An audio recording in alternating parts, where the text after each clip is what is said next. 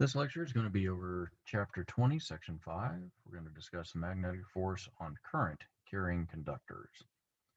So when you have a current carrying conductor in the presence of a magnetic field, the field exerts a force on the conductor because each individual charge in the current is acted on by a force that's given by this equation.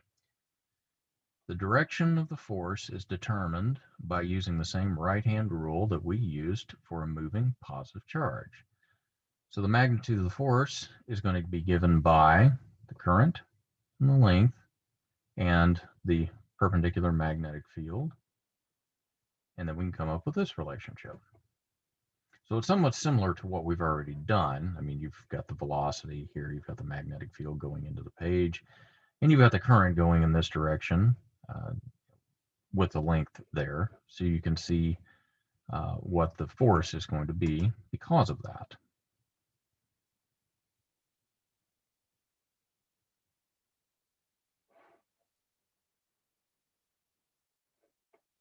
All right. So you might be surprised to learn that an electric motor does not directly use the electric force we discussed in Chapter 18 to operate. In fact, the forces that make a turn are forces that a magnetic field exerts on a conductor carrying a current. The magnetic forces on the moving charges within the conductor are transmitted to the material of the conductor, and the resulting force is distributed along the conductor's length. The moving coil galvanometer that we described in section 19.7 also uses magnetic forces on conductors. So we can compute the force on a current carrying conductor, starting with the magnetic field force on a single moving charge. The magnitude F of that force is given by this equation, which we've come to know about. So this figure shows us a straight segment of a conducting wire with length L, cross-sectional area A. The direction of the current is from the top to the bottom, or from bottom to top, sorry, I had that backwards. The wire is in a uniform magnetic field. The field is perpendicular to the plane of the diagram and directed into the plane.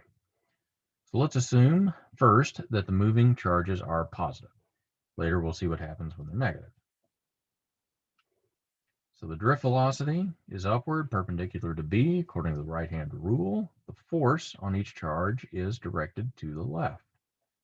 So if we take this, curve it into the field, which is sort of like taking your fingers on your right hand, curving it into the page, you'll notice your thumb is pointing off to the left.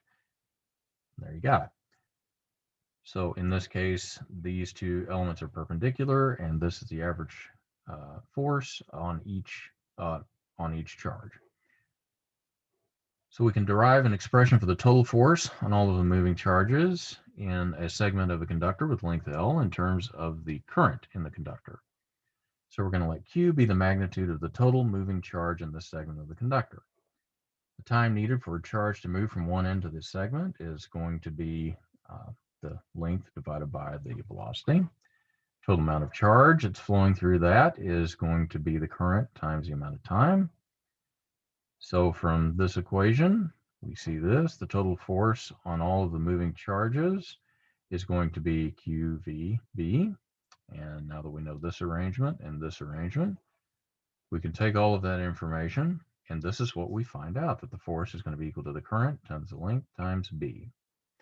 If it's not perpendicular to the wire but makes an angle with it, we can put in the sine theta term there. Force, again, is going to be measured in newtons. Phi is going to be the angle of between the length and the magnetic field.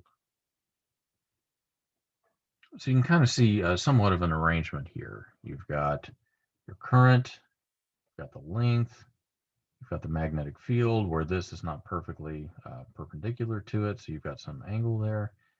The part of the magnetic field that's perpendicular to it is going to be B times the sine of that, and then you get the formula from there. Obviously, depending on how this is oriented, the force will be up. If the magnetic field goes this direction, then the force would be down because of the right-hand rule, where you're taking the current direction and you're curling it towards this, which is And in a cross product, I want to make sure that you understand this. We're taking I cross B in this particular case. So we're going to take the vector I and we're going to curl it, or curl your fingers towards the second one, which in this case happens to be B. So we're going to take this vector and curl it towards the second vector, B. That lets you know which direction your thumb should be end up pointing. Reversing the current reverses the direction of the force. So what happens when the moving charges are negative, such as electrons in metal? Then this figure, that figure 20.2, 20.22, this one right here. An upward current corresponds to a downward drift in velocity, but because Q is negative, the direction of the force is the same as it was before. In other words, you have offsetting elements here. The drift of the velocity and then the charge is negative, so they kind of offset each other. So this is valid for both positive and negative charges, and even when both signs of charge are present at once. So remember that as you go through and you work the problems.